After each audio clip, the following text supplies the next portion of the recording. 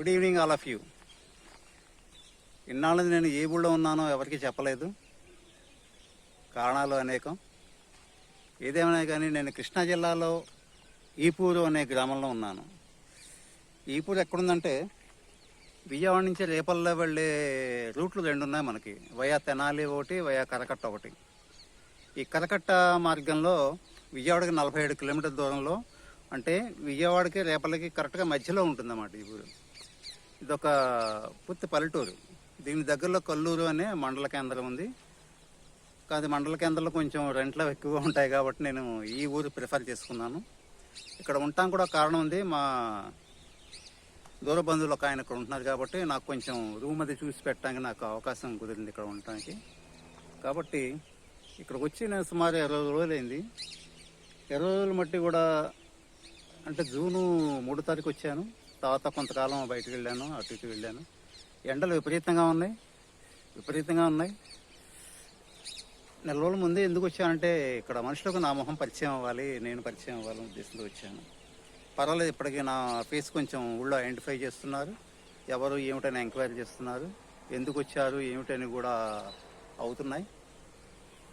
School తీసి కూడా ఒక 10 రోజులు అవుతుంది. 10 రోజులు ఏంటండి, 20 రోజులు అవుతుంది. అంటే 12వ తారీఖు స్కూల్ తీశారు, ఇప్పటికి 20 రోజులు అయింది. ఈ శనివారం నుంచి నేను ఈ చుట్టుపక్కల మండల కేంద్రమైన కల్లూరు గ్రామంలోకి పెడుతున్నాను. అంటే నా ఉద్దేశం మీకు తెలుసు, ఏ కార్పొరేట్ ట్రైనర్స్ అయినా, మోటివేషన్ స్పీకర్స్ అయినా నగరాలకే పరిమితం అవుతున్నారు. ఆ చుట్టుపక్కలే కార్పొరేట్ స్కూల్లో చేస్తున్నారు. దాని ఇలా మారుమూల పల్లెలకు వచ్చి ఇక్కడ చేద్దామని ఎవరికి లేదు.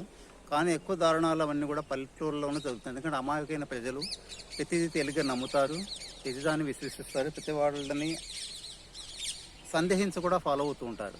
ఇక్కడే మోసాలు, అన్యాయాలు ఎక్కువ జరుగుతున్నాయి, ఆడపిల్లలకు కానీ మగపిల్లలకు కానీ, ప్రేమ విషయంలో కానీ, చదువు విషయంలో కానీ. కాబట్టి వీళ్ళకు ఒక సరైన అవగాహన కల్పించాలి అన్న ఉద్దేశంతో నేను ఈ పల్లెటూరులను ఎంచుకున్నాను అనమాట. ఇక్కడ ఆగస్టు, సెప్టెంబర్ దాకా ఉంటాను. అఫ్కోర్స్ సెప్టెంబర్ లోపల ఈ చుట్టుపక్కల సుమారు 60-70 స్కూల్స్ ఉన్నాయి. 60 రోజుల్లో అయిపోతాయని అనుకుంటున్నాను. ఒకవేళ అవ్వకపోతే ఇంకో నెల ఎక్స్టెండ్ చేసుకుని ఇక్కడ ఉంటాను. ఆ తర్వాత మరొక పల్లెటూరు. ఇదనమాట నా ప్రయాణం.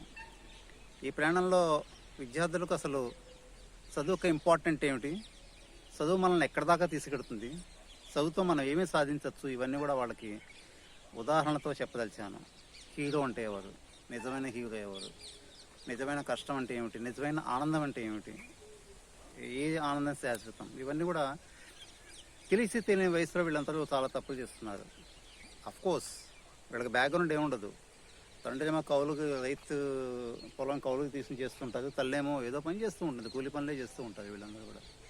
అంటే వ్యవసాయ ఆధారిత కుటుంబాలే ఇక్కడ ఎక్కువగా చూశాను నేను. అది 10వ తరగతి చదవకుండానే పెళ్ళిళ్ళు అవ్వటం, ఇంటర్మీడియట్ అయిపోయాక పెళ్ళిళ్ళు అవ్వటం, చదువు మధ్యలో ఆపేయటం, ఏదో చిన్న పనులు చేసుకోవటం, తన శక్తి ఏమిటో తెలుసుకోకుండా, తన వాల్యూ తాను పెంచుకోకుండా ఉన్న దాంట్లోనే మగ్గిపోతూ ఉన్న వాళ్ళని నేను చాలామందిని చూశాను, విన్నాను. వీళ్ళందరికీ ఒక ప్లాట్ఫామ్గా ఇచ్చి వీళ్ళు ఏం చేయొచ్చు అఫ్కోర్స్ ఒక ఐడియా ఇచ్చామనుకోండి, వాళ్ళు పరిశోధిస్తారు. ప్రతి ఒక్కళ్ళ వెనకాల మనం పూర్తిగా ఉండలేం కదా. ఆ ఉద్దేశంతో ఇక్కడికి వచ్చాను.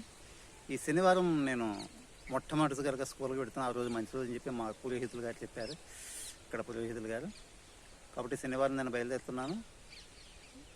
శనివారం నుంచి మాకు కొత్త వీడియోలు వస్తుంటాయి, తప్పకుండా చూడండి, ఆదరించండి. చెప్పారు కదా, నేను ఇక్కడ ఈపూర్ అనే గ్రామం కృష్ణా జిల్లాలో ఉన్నాను. ఈ గ్రామం మళ్ళీ ఇంకోసారి చెప్తున్నాను, విజయవాడ నుంచి రేపల్లో వెళ్ళే రూటు 2 ఉన్నాయి.